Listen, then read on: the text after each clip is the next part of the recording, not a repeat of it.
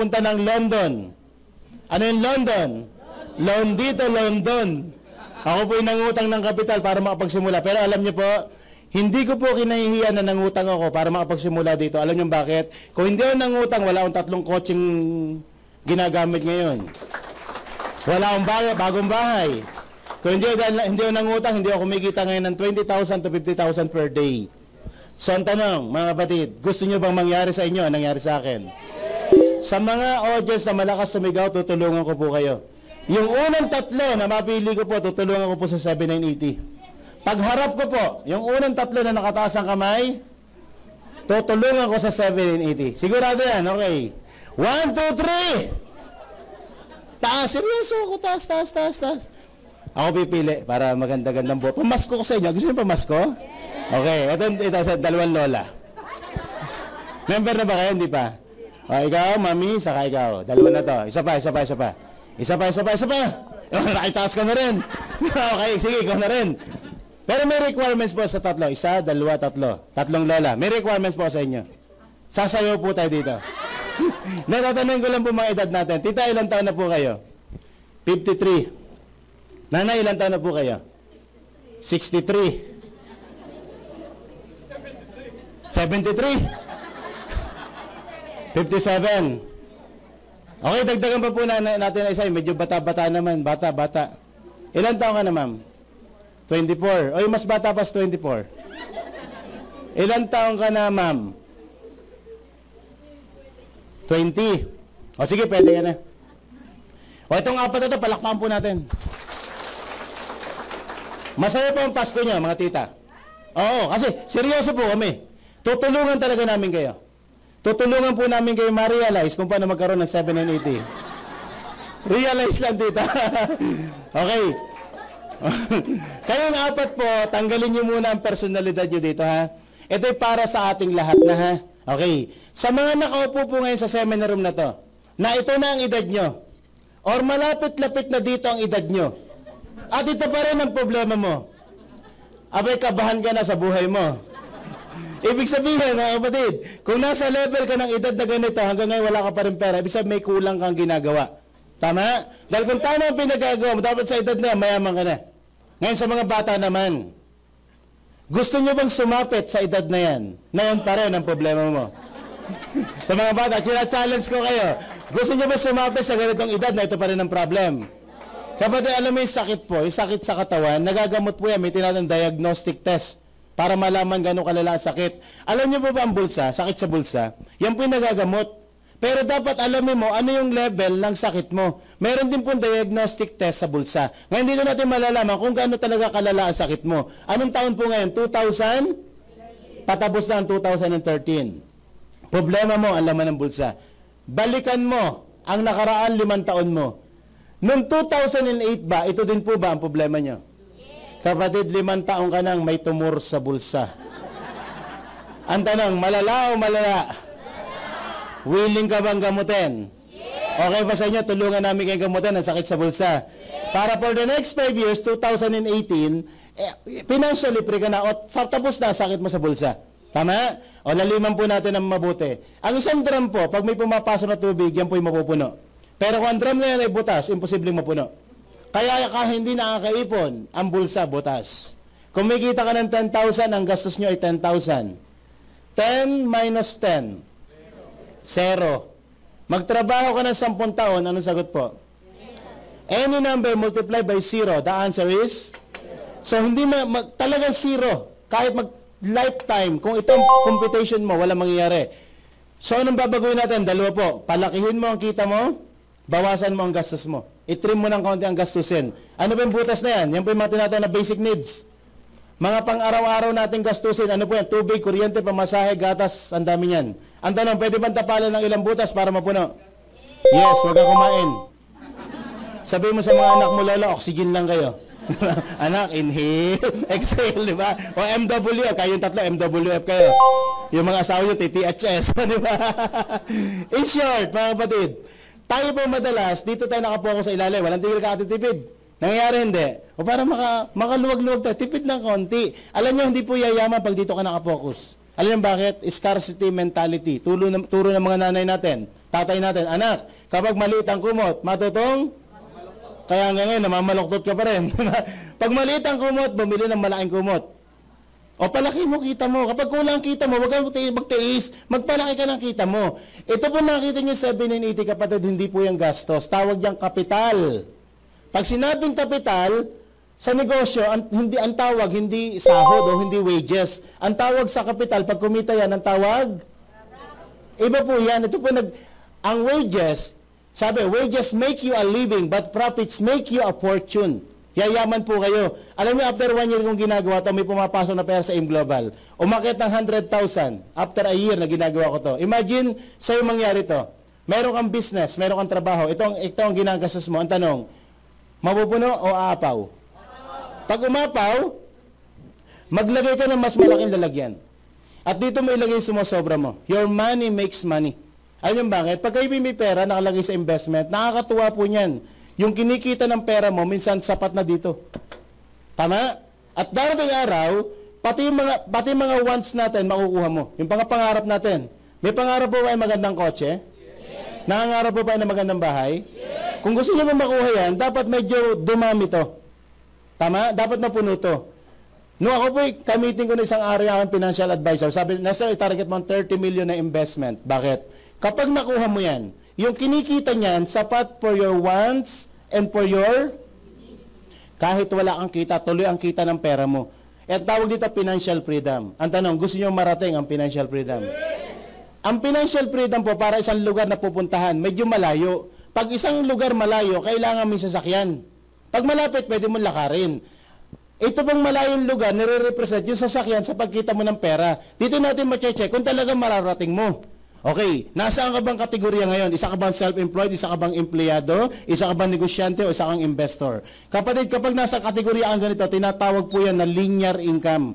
Pag sinabing linear, 100% ikaw ay mag-isang gagawa para ikaw ay kumita ng pera. Mag-isa. Isang empleyado na hindi pumasok, no work, no pay. Doktor na walang pasyente, may kita wala. Abogado walang kaso, may kita wala. Kapatid, pag naandito ka sa kategoryang ganito, tawag dito walking, naglalakad po kayo. Bakit? Mag-isa kang gumagawa para makapag-generate ka ng pera. Example, isang empleyado na sumusweldo ng 10,000 sa isang buwan. Sa isang taon na nag-ipon ng 10,000, magkano na total? 120,000. 10 taon.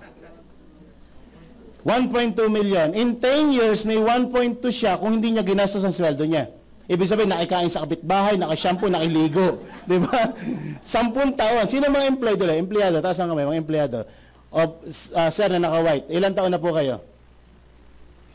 29. Ilan taon na po kayong tatrabaho, sir? Kala ko 29 din eh. 6 years, bro. In 6 years mo sa employment, nakakaipo ka ba ng 10,000 per month? Wala, sir. O bata ka pa, bro. I-try mong ipunin ng December to. May bonus ka naman. At kada buwan, dapat may savings ka nito. Para pag umidad ka ng 30, may savings kang ganito. Idagdag mo 10 taon sa edad mo, 39, mahihit mo ang first million mo. 10 taon na nag-iipon ka ng ganito. Kaya kita pinag-iipon, bro. Siyempre, gusto mo makarating dito. Tama? So, para marating ang 30 million na yan, 10 taon, 1.2, by computation, mararating mo yan at the age of 329. Kung ikaw si Abraham, di ba? Ang tanong mga kapatid, ito ba'y sapat para marating mo ang pangarap mo? Kapatid, pag naandito po kayo, you are just working for your dapat makatotohanan. Hindi kayo yaman. Dahil kung nagpapayaman po ang employment, milyonaryo na ako. More than half of my life, naandito po ako. Awareness lang po ang tinuturo namin sa inyo. Kapatid, kung naandito ka, dahan-dahan ka mag-part-time. Magtrabaho ka ng full-time sa trabaho, pero magtrabaho ka ng part-time para sa pangarap mo. Tama? Ako po nagnegosyo sa AIM Global. After a year, nag-100,000 na po ako. I-multiply mo ng 12 months. 100,000 in 12 months. Magkano po yun?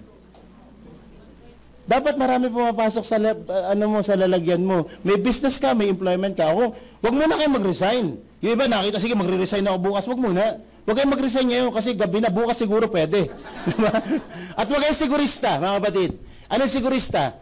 Yung tipong, sige, sasali ako, pero bago sumali, mag-i-invite na ako. Mag-i-invite muna ako ng 2 para sigurado. Kapag ganito ang ginawa nyo, importante po ang tiwala. Magtatanong tong dalawang to, Mare, member ka na ba? Ay ba, hindi pa. Nag-invite muna ako ng dalawa para sigurado. Abay, ganun ba yun? E di mag-i-invite din kami ng dalawa para sigurado. Malalaman itong apat at yung pinagagawa niyong tatlo. Ah, ganun ba yun? Magdadala din kami ng dalawa para sigurado. Dumami ka ng dumami, walang kumikita. Bakit? Wala namang member dyan eh. Tama? Masama niyan, Lola. Itong ilalim mo, nakadala na isa, nag-member, lahat kayo, downline niya. Diba? Kaya ako sigurista ka, kapatid, unang ilabas mo, 7980 mo. Bakit? Bakit? Kasi nag-invite sa'yo, tandaan mo, ang tawag dyan is sponsor. Yan pong sponsor na yan pong well-trained na. Ikaw, bakante ka lang ngayon. Bukas, Sabado, ang dami na naman dala niyan. Hakot yan uli. Ay, sumali ka ngayon. Hanggang alas 11, bukas ang cashier natin. Bukas may dala itong upline mo, nailagay sa'yo, Lola. Pangarap mo lang sana kotse. Ay, nalagyan ka ng taong pangarap, barko. Tingin mo kayo titigil to? Sa laki ng pangarap niya, bibili pa ng dagat yan. Pati dagat, binili, ano? Tingnan mo buti, ha? Nakasali ka na. Di ba nalagyan ka ng tao? Yung isang side, tapos na ang kwento? Tama? Kaya pabagal-bagal, andun ka sa ilalim. Tama? Ngayon, kung hindi mo naman kaya pag sumali ngayon, unang gagawin mo ng paraan, ito, siyempre, gawa ng paraan sa 7-9. Unang paraan na pwede ko ipayo sa inyo ganito, konting dasal po, mga Pilipino madasalin. Pag uwi nyo ng bahay sa gitna ng sala, mga lola, effective po yan, tawag yan, sala system. Dasal, 2 minuto, ito, garantisado, sigurado, ang 7-9 nasa harapan mo. 2 minutong panalangin. Ganito gawin nyo, siguraduhin nyo lang po ito, seremonyang to, tulog lahat ng tao, ha? Okay. Pigit ang mata. Sabay dasal, Diyos ko, tulungan niyo po 780. Pagkatapos ng panalangin mo, huwag kang didilat ang mata, umikot ka muna ng 2 beses o 3 beses. Pagkaikot mo ng 2 beses, sabay turo at sabay dilat. Ang unang may turo mo, ito gagawin niyo. Solve na? Kapag naituro ang TV, anong gagawin? Kapag naituro si Lola, anong gagawin? Antigo yan, di ba? 2 minutes, solve yan. Okay. Kung kayo nangangarap, baka naman sabi, utangin ko. Pero tip, mga kapatid, magpapasko po ngayon, mayroong mangutang. Ganito gawin nyo. Ito pinamaganda kung mangutang kayo. Huwag kayo mangutang ng 8,000. Payong kaibigan, 8 kaibigan, tigi 1,000. Mas magaan ang 1,000 kumpara dito. Sa text lang po, sa text, para hindi ka nakakahiya.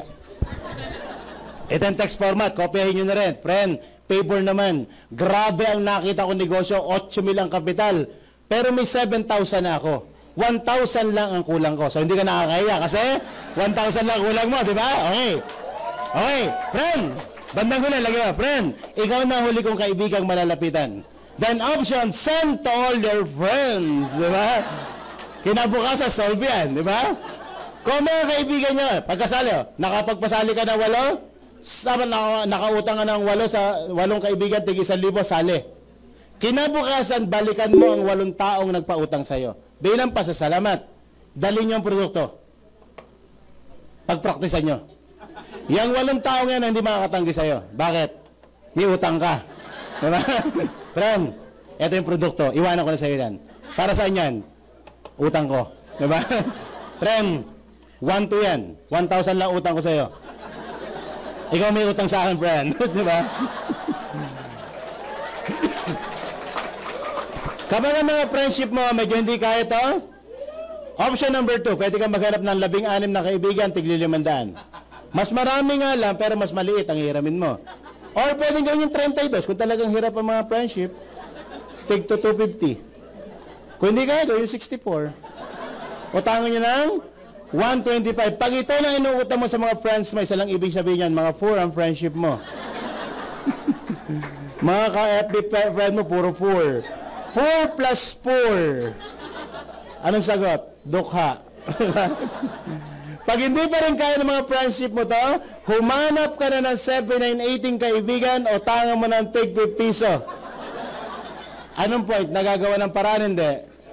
Kapatid, di bali ka ng walang 7-9-80, wag ka lang walang paraan. Kahabag-habag ka, wala ka ng pera, wala ka pang paraan. Pwede rin kayo maghati. Baka sabihin nyo, pwede ba partnership account? Pwede po yan. Sa negosyo po, normal, yung magkaibigan, isang restaurant, 2 may-ari. Diba? Aim level, ina-allowed po yun. Dalawang magkaibigan, partnership. Hatiin nyo ang 7 and 80, 3,990 kayo. Hati kayo sa produkto, hati kayo sa kita, gawa kayo MOA. Ano yung MOA? Memorandum of Agreement, kasulatan na kayo nagkakasundo na itong isang account na yung kayong dalawang may-ari. Pwede yan. Kaya kung hindi nyo kaya ito, apat kayo magkasanip pwersa. Hindi partnership tawag yan. Tawag yan korporasyon. Ma? Tig 1,995. Apat na kaibigan, corporate account. Social, di ba? Meron kaming corporate account. Wala ka lang pa ng pera, di ba? Pag hindi mo kaya ito, umano ka na 10 kasama. Hindi korporasyon ang tawag yan asosasyon. Asosasyon ng mga poor. Ikaw ang presidente. Diba? Magkano ang kapital? Divide 10, 798 pesos. 10 ang may-ari ng isang ulo. Pag hindi nyo kaya ito mga lola, humanap ka na 100 kasama. Hindi korporasyon ang tawag yan, kooperatiba. Ang dami nyo na. Tigsi 79 pesos and 80 centavos kayo. Pag kumita kayo ng 1.5, tig-15 lang kayo. 100, di ba?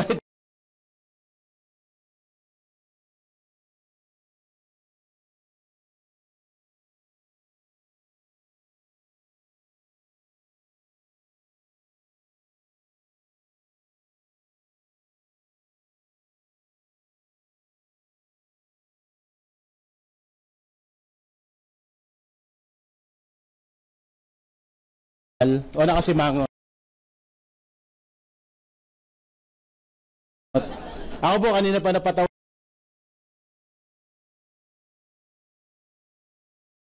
ng patawa. May isang tao po sa gawing hulihan. Ang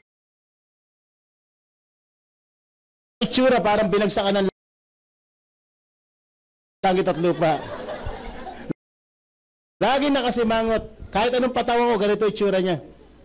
Magnet. Kung ano mang nilabas mo, yun ang babalik sa'yo. Ang blessing is positive. Tingnan na mabuti, scientifically. Yung dalawang yan, hindi po nagdidikit. Magka-opposite pole yan eh. So, ang tendency ng blessing sa'yo, pag ganito yung energy mo, ang tendency ng blessing sa'yo, umuwi maus-us. Kapatid, kayang maging ngiti at malungkot. Kasi pwede ka namang maging masaya.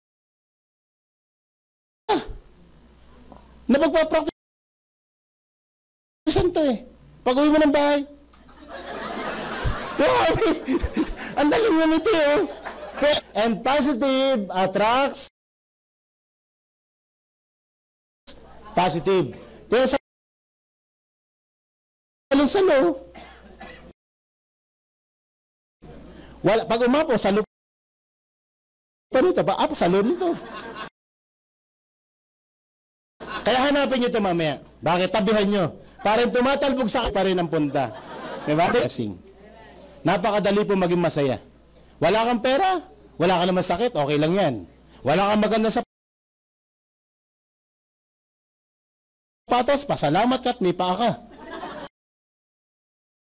Bakit? Ay, kung papiling ka ni God, anong gusto? Paa o patos? Sa paa, kahit na may paa. Yung humihinga ka na umaga, nagising ka ng umaga, buhay po tayo. Kapatid, napakaganda regalo po yan galing sa Panginoon. Diba? Madaling maging masaya. You have to be thankful for what you have. At hindi mo kasi, kung mamamatay ka pa rin, mahirap. Bakit? Marami pong taong sinisilang na mahirap yung mayaman. Maraming taong sinisilang na mayaman, minsan makikita mo, mahirap. Kapatid, ang pampu natin na hindi magsimo. Kasi kung iniisip mong kaya, isip mong hindi mo kayang yumaman, tama ka. Lahat ng iniisip mo,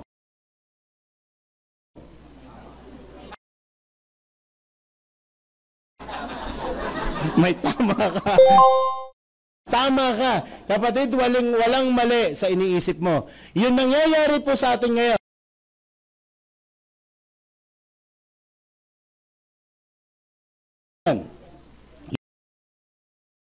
Listen, yung nangyayari po sa atin ngayon, yan po ang tamang ginawa mo dito. At ang mangyayari sa bukas, kapatid, ingatan mo ang gagawin mong desisyon ngayon. Make the best decision. Your destiny is not a matter of chance, it's a matter of choice. Po natin ang 2014 na masagana.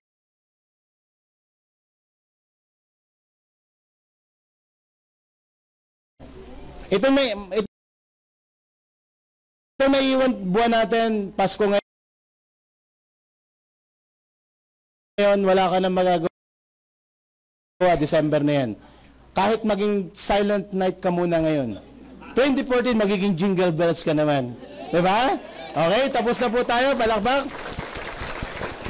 Kaya lang, bago po tayo maghiwa-hiwalay, ako po may isang kwento. Para sa po ang kwento, sa lahat po nasasali at sa mga hindi sasali, makigulo doon.